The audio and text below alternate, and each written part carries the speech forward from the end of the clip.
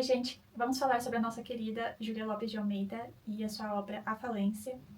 A Júlia, ela foi bem reconhecida a seu tempo, ela escreveu bastante e ela era reconhecida como uma boa escritora, uma boa autora. Apesar de, naquela época, as mulheres não serem autorizadas a ocuparem cadeiras na Academia Brasileira de Letras, ela foi uma das pessoas a idealizar, né, o projeto da academia junto ao Machado de Assis, mas como eu comentei, infelizmente, naquele momento as mulheres não eram autorizadas a ocupar a cadeira, então a Juliana não chegou a fazer parte, de fato, da academia, e sim o seu marido, né, que nem era brasileiro, na verdade, ele era português, mas ele assumiu meio que em honra dela ali, dada aquela conjuntura. Hoje temos a oportunidade de conhecer mais sobre a sua obra, então isso, né, essa leitura, essa experiência faz parte do projeto Lendo Brasileiros, que é um projeto de leitura coletiva aqui no canal. Vou deixar no box de descrição o vídeo, né, que fala exatamente quais são os livros para 2026, quais são os autores, que mês que a gente, né, tá lendo aí, se embrenhando pelas suas histórias. Mas hoje vamos falar sobre A Falência, da Júlia, e esse livro, um recorte histórico, que ele se passa ali por volta do final do século XIX. Então, o Brasil ele deixa de ser monarquia e passa a ser república, né? Então, ele é recém-república. Ele também, o país acabou de sair de um regime escravocrata, então o período escravagista ele tinha acabado naquele momento e a gente tinha também naquele recorte histórico a ascensão do café. Então aqui os personagens principais, a gente tem a Camila, o Dr. Gervásio e o Francisco Teodoro, que formam aí um triângulo amoroso, apesar do Francisco Teodoro não saber disso, né, porque trata-se de um adultério da Camila com o Dr. Gervásio, a Camila que é casada com o Francisco. Isso não é spoiler, tá, gente? Então, nessa primeira parte do vídeo aqui, eu vou deixar sem spoiler, apesar de achar que esse vídeo vai encontrar mais pessoas que estão participando do projeto de leitura ou que já tenham lido o livro, mas vai que alguém está assistindo aqui para pegar um pouco de referência e ver se realmente tem interesse na leitura ou não. Então, nessa primeira parte, eu vou deixar sem spoilers e eu aviso vocês a partir do momento que eu vou falar como que terminou a história e todas essas características aí do final, tá? Então, fora esse panorama, né, do adultério, então, eu ia falar pano de fundo, mas não é tanto pano de fundo, eu acho que isso é uma parte bem importante, né, ali da construção da história. E também um outro aspecto muito significativo, mas também não acho que seja um spoiler, porque em qualquer resumo do livro você vai se deparar com esse fato, é que o Francisco Teodoro, né, que é o marido ali da Camila, ele comete suicídio, então ele tira a própria vida após encarar a falência.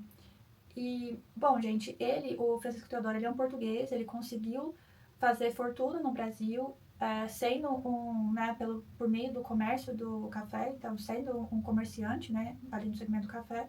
E em determinado momento, o café, ele perde valor, né, ele começa a perder a sua presença tão significativa assim na economia ali brasileira.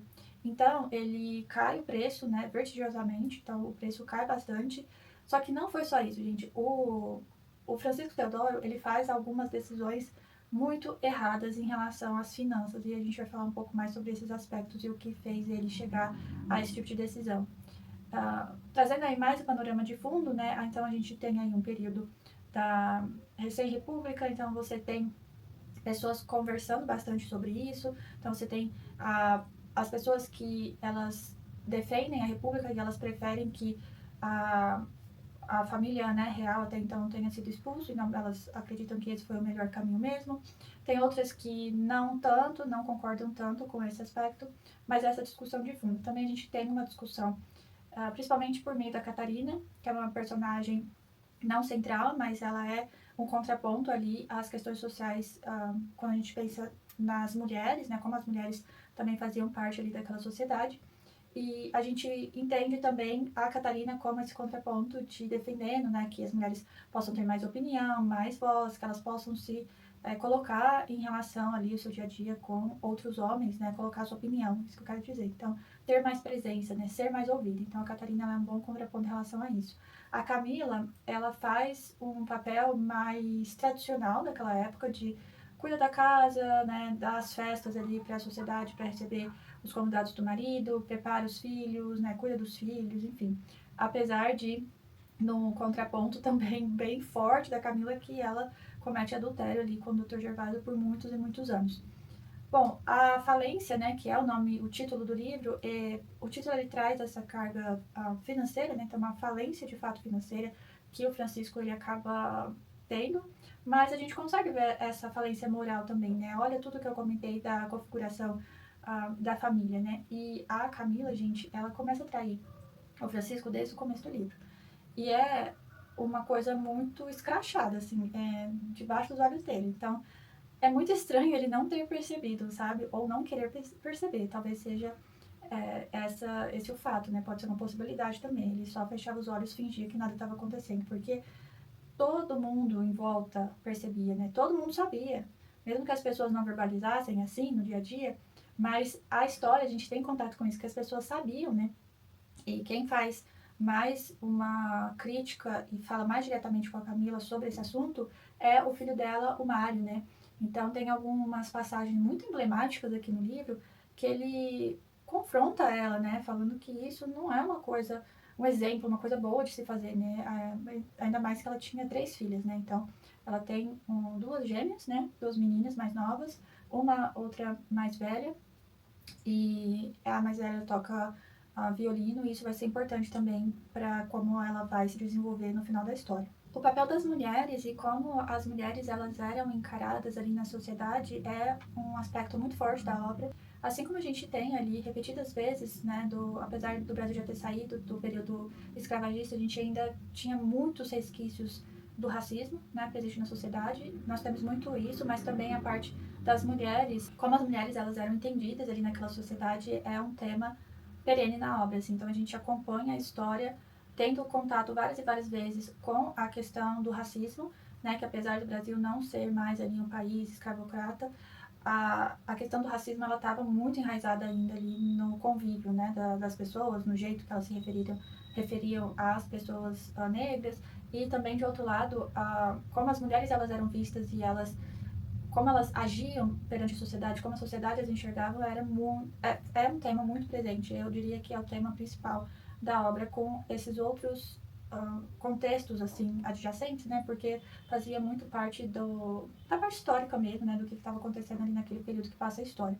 Sobre as mulheres, a gente tem um contraponto também, né? Eu sempre levantando essas nuances, assim. Então, pro Francisco Teodoro, por exemplo, ele fala o seguinte sobre as mulheres. Eu anotei aqui umas aspas, né? Minha senhora, eu sou da opinião de que a mulher nasceu para mãe de família. Crie os seus filhos, seja fiel ao seu marido, dirija bem a sua casa e terá cumprido a sua missão. Este foi sempre o meu juízo, e não me dei mal com ele. Não quis casar com mulher sabichona. É nas medíocres que se encontram as esposas. Gente, ele falou isso na presença da Camila. Primeiro, ele fala, né? A mulher tem que ser fiel. Já cai por terra, né? A própria esposa, e ele mesmo sendo traído, né? E ele, né, chama ali a esposa de medíocre, né? Porque se ele fala que ele prefere as medíocres e ele casou com a Camila, né? Ela não é nem uma sabichona, né? Ele não a considera inteligente. Então, assim, essa foi a opinião jogada pelo Francisco. O Dr. Gervásio já fala o seguinte: elas não conhecerão o mundo e nós, meu amigo, nós conheceremos a elas. A mulher mais doce e mais honesta dizem que dissimula e engana com uma arte capaz de entorpecer o próprio Mefistófeles.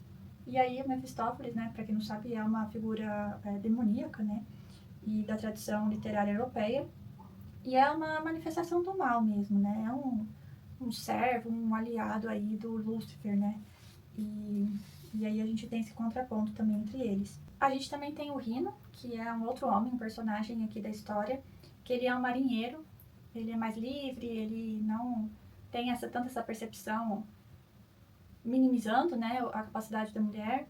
Ele tem um amor platônico pela Camila também, mas assim, nunca acontece nada, ele nutre esse amor lá quieto na dele. Mas ele, acho que o personagem dele existe muito para poder criar a Catarina, que foi a que eu comentei com vocês, que é essa mulher mais progressista, que ela divide a opinião dela que as mulheres têm que ter mais presença e serem mais respeitadas, digamos assim, na sociedade. A sua voz é mais ouvida, como eu já comentei aqui também. Aí, além dessas personagens, a gente tem também um outro núcleo ali em volta dessa família, que são as tias, né? Então, as tias ali do Francisco. Elas são o núcleo religioso, elas são muito religiosas, e aí a Júlia, ela traz aqui os personagens um tanto quanto hipócritas, sabe? Então, elas são religiosas fervorosas, mas elas tratam ali as pessoas que trabalham na casa de forma como se elas fossem inferiores, principalmente as que eram negras, né, trazendo de novo aí essa questão do racismo. Então, a gente tem esse núcleo também bem religioso, a gente tem algumas conversas em relação a isso. Então, como a religião, ela acaba não fazendo com que as pessoas necessariamente tenham atitudes boas, né? Que elas façam aquilo que elas pregam na igreja, por exemplo. A gente tem um diálogo entre o Dr. Gervásio e a Dona Joana, né? Que é uma dessas tias aí que eu comentei. E o diálogo é o seguinte. Ontem, Lidante, estive no inferno, Dona Joana, e que inferno belíssimo. Vá trazendo para cá essas ideias. Descanse, essa religião não se ensina, é para os iniciados. A senhora já ouviu falar de Byron? Algum inimigo da nossa igreja, como o senhor? Mas eu não quero mal a sua igreja, dona Joana. Acho-a só muito triste, toda voltada para a morte. Não lhe quero mal, porque para sua glorificação ela tem criado catedrais que são verdadeiras apoteoses de arte. Creia, minha amiga, no Brasil não há miseráveis, há ateus. E aí tem essa parte da religião aqui que a gente fala, né? Então, esses são os principais pontos, né, aí da história que eu consigo compartilhar sem spoiler. A partir de agora, eu vou começar a falar um pouco dos desdobramentos do final dos personagens, porque isso conversa muito com outros aspectos que eu quero também aprofundar um pouco mais hoje na resenha e nas minhas, no meu compartilhar aqui de perspectivas sobre a leitura. Para quem assistiu até aqui, né, que não queria spoiler, enfim, eu deixo a minha forte recomendação para vocês da leitura desse livro, se você ainda não fez. E a partir de agora, gente, eu vou começar a falar dos desdobramentos, então já fica o aviso. Bom, pro meio, mais do meio assim pro final do livro, o Francisco Teodoro, ele tem acesso à inocência, olha o nome, né? Inocência. Ele é um figurão, gente, que a gente facilmente encontra hoje em dia, que vai te oferecer um investimento rentável, que é lucro certo, que o sucesso é certo, é garantido, que se você não entende, se você tá assim, questionando muito e sendo resistente ou tendo um pouco o pé atrás é porque você não entende nada sobre aquele assunto e a pessoa entende, sabe? No caso aqui, inocência. Então, ele levou muito disso, falando dessa forma com o Francisco Teodoro. Apesar do Francisco ser um homem já no mercado, né, como nesse comércio de café há muitos e muitos anos, décadas, né, ele cai na lorota da inocência. E ele faz um investimento muito arriscado. Não só, né, ali em relação à estratégia das vendas do café, mas ele acaba colocando o seu dinheiro em empresas que no final era fraude, gente. Então, assim, ele caiu numa lorota. E aí, a derrocada dele, assim, é muito rápida na história. Então, a partir do momento que ele reflete ali uns 2 dias se realmente ele vai assinar a papelada do inocência ou não, e ele decide que sim, que ele quer mais dinheiro, e tem uma questão ali também que eu vejo de... Ele já era rico, entendeu? Não necessariamente ele precisava ter feito isso. Ele poderia manter ali a vida dele sem essa perda gigantesca, né? Ele acaba sendo bem ambicioso, né? Então, ele aceita e a partir daquele momento é uma caída tão vertiginosa, assim, ele aceita, ele assina esses papéis, ele percebe que na verdade é um golpe, né, tudo fraude, e ele perde o dinheiro inteiro, então ele vai à falência total, e ele não tem coragem, gente, de encarar a Camila e falar. Ele pede pro Dr. Gervásio contar pra ela isso. Olha a situação. Então você tem o Dr. Gervásio indo até a Camila e falando, olha, o seu marido faliu, vocês não têm mais dinheiro. E é isso. Agora vamos lidar com isso, entendeu? E ele super direto, não preparou o terreno nem nada, só jogou assim, olha, ele faliu, não tem dinheiro, e, enfim, é essa a situação. E depois o Francisco Teodoro ele volta para casa, o pessoal ali já sabe do acontecido, né, que o Dr. Gervásio já contou para todo mundo.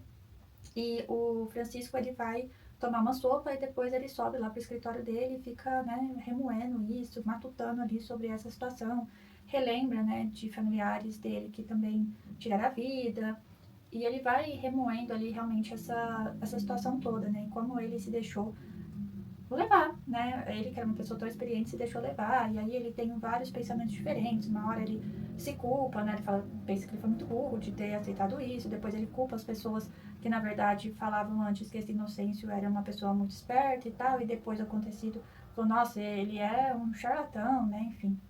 Então, ele passa por todos esses pensamentos lá no escritório, por mais, assim, de umas 2 horas. Até que a Camila vai ao encontro dele e quando ela chega no escritório ele tá com a arma, né, em punho, assim, pra acabar com a própria vida. E ela fala pra ele, não, me dá essa arma, e ele, quando a vê, ao invés de parar e ter esse ímpeto, né, de dar um passo atrás e não, né, finalizar ali a atitude, ele se apressa, né, ele acelera e ele acaba realmente com a própria vida. Então ela tem ali uma participação, ela vê, né, ela vê a cena, ela tá ali na cena, então ela tem uma participação muito ativa e ela fica totalmente desconcertada e em choque, né, com aquela situação. E ele acaba dessa forma, né, eles preparam ali o velório, as pessoas a julgam também, as pessoas estão mais ali por conta das filhas, acham que ela nem sofre, porque foi o que eu falei, gente, todo mundo sabia que ela traía o marido com o Dr. Gervásio. Então, o pessoal achava que ela casou com o Francisco por interesse, e era isso, entendeu? E ela era uma mulher que traiu o marido. Então, o pessoal não tinha ela em muita conta, assim, sabe? Bom, a partir dali, a gente tem possibilidades, né? Então, eles ficam pobres, a Camila, ela decide encarar a vida, então ela fala, tá, essa situação, o que a gente vai fazer? E o Mário, nessa altura do campeonato, já tá casado por interesse também, né? Se arranjou lá com a Paquita, que é uma mulher com dinheiro, e ele, né, se fez lá a vida.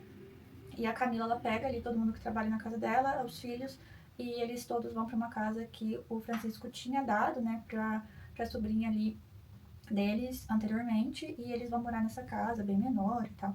Então ela se adapta a essa nova realidade.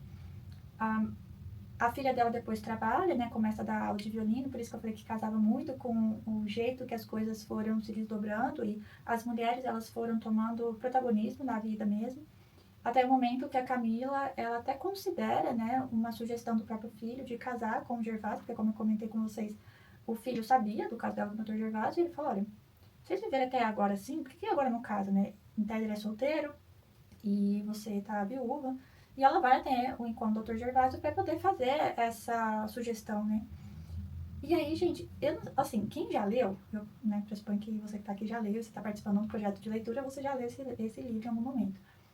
Eu não esperava que ele fosse casado.